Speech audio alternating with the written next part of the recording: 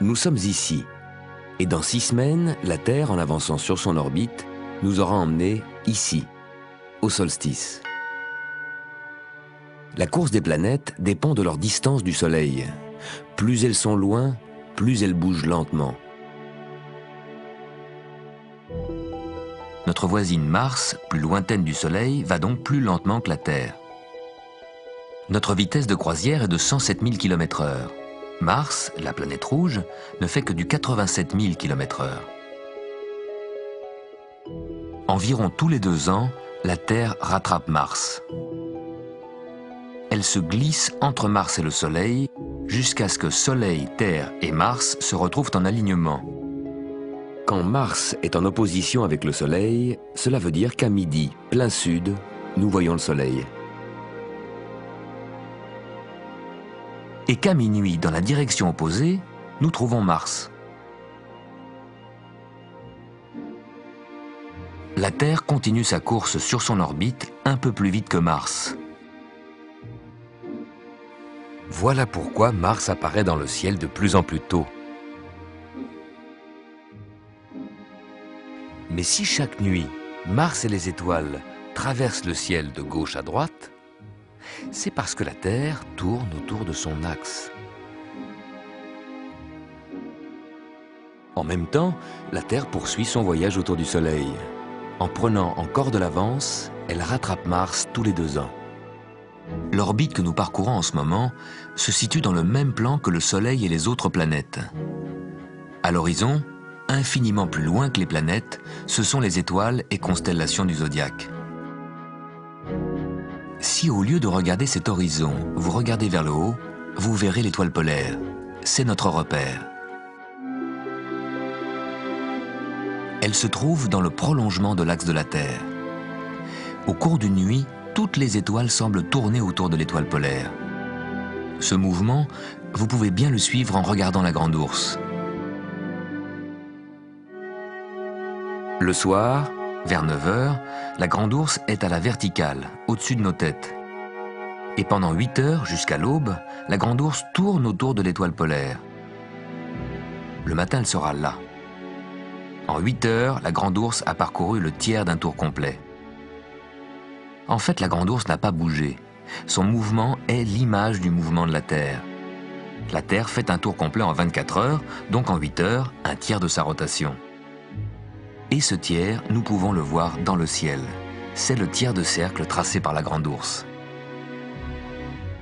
Les constellations qui tournent autour de l'étoile polaire sont comme une gigantesque horloge. Elles nous donnent une mesure du temps et avec la Terre qui tourne, une mesure de l'espace. De jour, c'est en suivant le Soleil que nous voyons la Terre tourner. Les cadrans solaires nous disent l'heure en indiquant la position de la Terre par rapport au Soleil.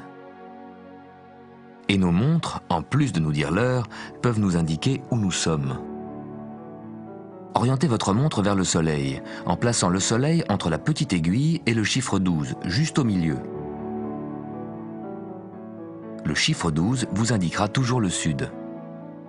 Chaque montre est en fait un petit cadran solaire et une boussole. À 4 h de l'après-midi, placez le Soleil entre le 4 et le 12, donc sur le chiffre 2.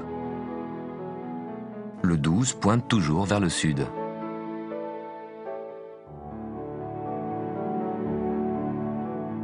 À 6 h du soir, il faut placer le Soleil au milieu entre le 6 et le 12, dans la direction du chiffre 3. Le Soleil est à l'ouest et le 12 pointe toujours vers le sud. Votre montre, que vous avez achetée pour mesurer le temps, vous donne en fait des mesures de l'espace, de la Terre qui tourne. Mais tourne-t-elle vite ou lentement? Imaginons l'espace à une autre échelle, comme un modèle réduit à notre dimension humaine. Le Soleil, grand comme une cathédrale. La Terre, un ballon de foot. La distance Soleil-Terre à cette échelle, 5 km, comme si le ballon était tombé à la périphérie de la ville. Dans ce modèle réduit, le ballon, la Terre, sur son orbite imaginaire, avancerait au ralenti. Il mettrait un jour entier pour traverser un terrain de foot. Pour un pénalty tiré à 11 mètres, presque 3 heures. Et la rotation de la Terre autour de son axe, ça serait du super ralenti. Sur toute la distance d'un but à l'autre, une seule rotation. Il faut s'imaginer le mouvement de la Terre comme une dérive lente à travers un espace vide autour d'un soleil lointain. Bien entendu, pour des êtres microscopiques égarés sur le ballon de foot, les 100 mètres que parcourt le ballon en un jour, c'est un long voyage.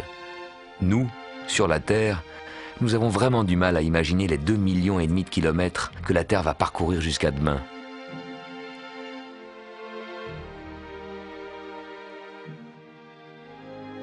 Chaque mois, quelques soirs après la nouvelle lune, ce n'est pas la lune qui éclaire la Terre, c'est la Terre qui éclaire la lune.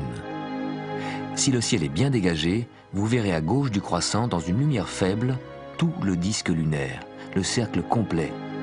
C'est le clair de terre, la lumière cendrée. C'est la lumière du soleil que la Terre reflète sur la Lune et que la Lune finalement renvoie sur la Terre.